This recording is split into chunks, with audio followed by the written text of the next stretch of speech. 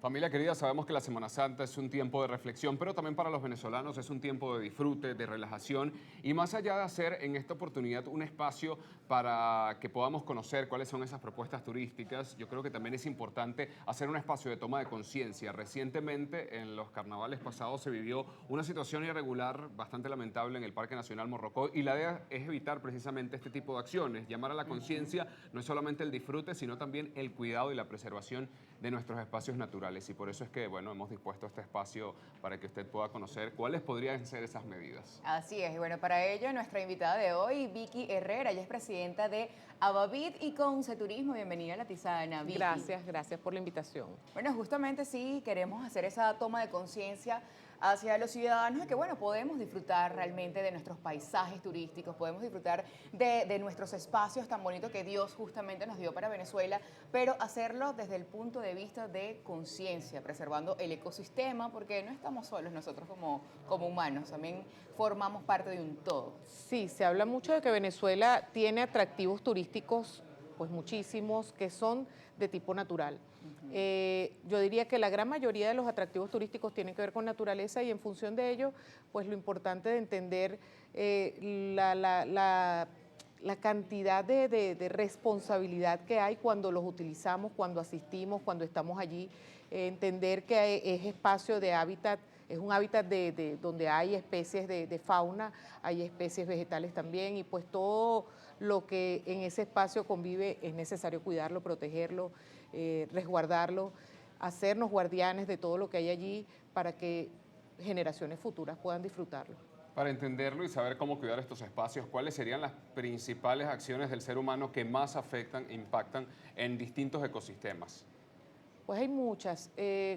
Tan solo el hecho de utilizar un espacio natural que no está diseñado para eso ya es una intromisión. Claro. Entonces esa intromisión tiene que ser lo más respetuosa y lo más cuidadosa posible porque son espacios muy frágiles.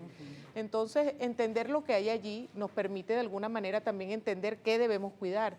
Si sabemos, por ejemplo, que en un espacio hay especies de fauna viviendo en ese sitio, pues entendemos también que un árbol es la casa de esa especie, o el río es la casa de esa especie, o la playa es la casa de esa especie. Entonces, en función de eso entendemos que no puedes dejar basura, que no puedes agregar químicos a esos lugares, que es necesario tratar de ser lo menos invasivos posibles, que si estoy haciendo senderismo, por ejemplo, en una montaña y me encuentro una serpiente, pues no debo matarla, es su espacio, claro, no el mío. Entonces yo debo respetar su espacio, tratar de pasar por otro sitio, entender que ella está en su casa, en su lugar de donde hace vida, y en función de eso, pues tratar de tener todos los cuidados posibles, ser muy guardianes. Muchas veces llegamos a un lugar y hay basura que dejó alguien en ese lugar, tratar incluso, no, me llevo la mía y me llevo la de cualquier otra persona que irresponsablemente haya dejado basura allí. Si voy a hacer uso de un río, de una playa, tratar de no utilizar químicos dentro de esos espacios. Si voy a una playa y voy con mi carro, no estacionarme cerca de la orilla porque eso de alguna manera lesiona especies que incluso pueden haber dejado sus huevos debajo de la arena y no los vemos. Entonces es una situación de fragilidad, de delicadeza que hay que entender que son espacios hermosos, bellísimos, pero tenemos que cuidarlos si queremos que sobrevivan para futuro. Así es, temprano Ale comentaba un poco acerca de la situación que se vivió en el Parque Morrocoy, pero justamente, bueno, ¿por qué llegar quizás hasta ese punto de excesividad para poder tomar ciertas regulaciones ante los espacios que son justamente de la naturaleza y de la vida terrestre que existe allí? Entonces, ¿qué medidas actualmente ahora existen justamente para controlar? Porque la idea no es quizás eliminar la diversión de cierta manera, pero sí tener medidas y regulaciones que, bueno, nos permitan mantener un orden dentro del todo. Sí, entiendo que hay medidas en este momento que se están aplicando que tienen que ver con los decibeles, por ejemplo, de música que se pueden utilizar dentro de un parque nacional. Esto no es nuevo. Todo esto está regulado por todo lo que tiene que ver con parques nacionales, por la ley penal del ambiente también. Sin embargo, dado todo lo que ha surgido, hay algunas medidas donde se está haciendo mucho hincapié en este momento. Y eso por parte de las autoridades es importante, pero también es importante, claro, por parte de quienes son los turistas tener la conciencia, claro, de resguardar, de proteger. Entiendo que hay temas que tienen que ver con los decibeles de ruido, de música. Entiendo también que hay algunos temas que tienen que ver con el anclaje de los yates y de las lanchas cerca de la orilla.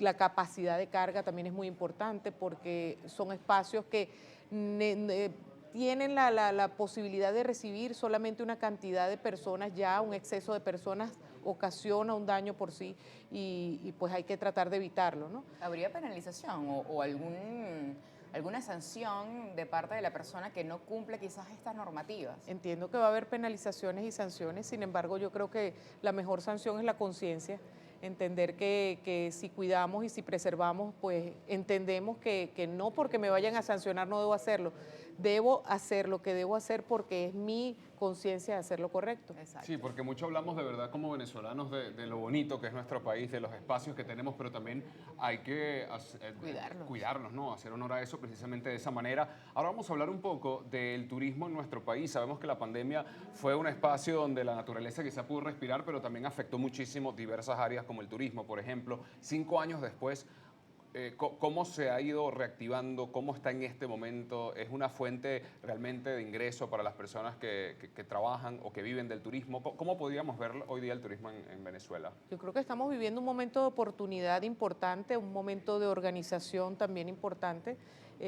Hay muchos espacios que quizás no habíamos visto. Yo creo que la pandemia justamente algo que nos dejó fue esa posibilidad de ver hacia nuestro país y entender que aquí hay muchísimo para hacer. Había personas que no conocían Venezuela y la están conociendo de la pandemia hacia acá.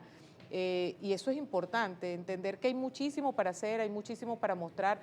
Por otro lado, Venezuela es más que sol y playa. Claro. En Venezuela hay muchísimo por hacer, hay unos llanos maravillosos, Barinas, Portuguesa, Cojedes, la posibilidad de hacer agroturismo, por ejemplo, de disfrutar de todo lo que es una faena llanera, de disfrutar de todo lo que es esa actividad de cerca, entenderla, vivirla, por ejemplo, para una familia que está educando a sus hijos, llevarlos a un hato, a una finca y que entiendan cómo es la vida en el campo, de dónde viene todo lo que comemos, todo lo que a diario pues estamos de alguna manera disfrutando en la mesa, de dónde vienen nuestras tradiciones, de dónde viene toda esa identidad que tenemos. Yo creo que eso es muy, muy, muy importante. También turismo de aventura, pues hacer rafting, hacer parapente, tirolina.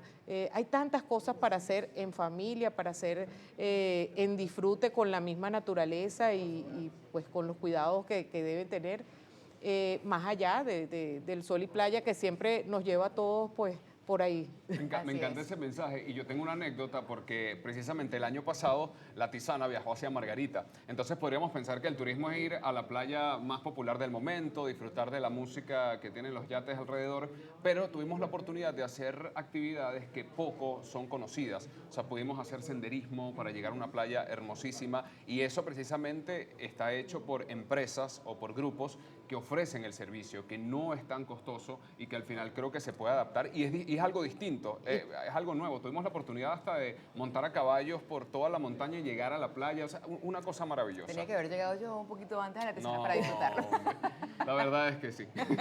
Vivir la experiencia, yo creo que hay que vivir los destinos a plenitud. A veces nos quedamos, por ejemplo, bueno, llegamos a un todo incluido y el todo incluido es maravilloso, tiene una piscina espectacular, una playa hermosa y ahí nos quedamos. Y resulta que no nos damos cuenta que alrededor hay toda una cantidad de cosas, la gastronomía del lugar, lo que hay para disfrutar en él, entender y acercarse a las personas, a los locales, saber Claro. cómo son las tradiciones, cómo viven, qué hacen. Yo creo que te permite disfrutar el destino a plenitud y es parte de lo que nosotros, por ejemplo, desde lo que tiene que ver con turismo, con la agencia de viajes, siempre estamos promoviendo la posibilidad de vivir experiencias. Buenísimo. Esos futuros proyectos para nuestro país que vengan de la mano del turismo, ¿qué esperamos? Estamos activando mucho lo que tiene que ver con las regiones, estamos hablando desde una activación no solo de liderazgo, sino también de atractivos turísticos muy específicos que nos permitan presentar un catálogo claro de lo que hay en Venezuela. Hablamos de toda la diversidad, yo creo que nos perdemos en la abundancia de todo lo que hay y necesitamos poner foco, entender qué es lo que nosotros tenemos para promover, dónde queremos empezar y por allí pues arrancar. Eso es lo que estamos haciendo en este momento. Y si esa promoción se hace desde la conciencia, desde el respeto, este espacio está disponible para ustedes, para también ustedes los venezolanos, para que puedan conocer cuáles son esas propuestas. Muchísimas gracias por acompañarnos, por hablar de el turismo en nuestro país, pero no solamente desde la propuesta, sino también desde lo necesario para preservarlo. Si nos pueden brindar puntos de contacto, redes sociales. @abavit1, @conceturismo y @abogado viajera son las redes sociales donde nos pueden conseguir. Buenísimo. Bueno, con estos pequeños tips, consejos para poder preservar lo nuestro, que a su vez nos nutre de varias cosas, experiencias sensoriales de alguna manera y por supuesto también enriquecimiento para nuestro país cuando hablamos de economía. Así que usted trate de preservar lo que es de nosotros. Vamos a una pausa y ya continuamos con mucho más. Les Tizana.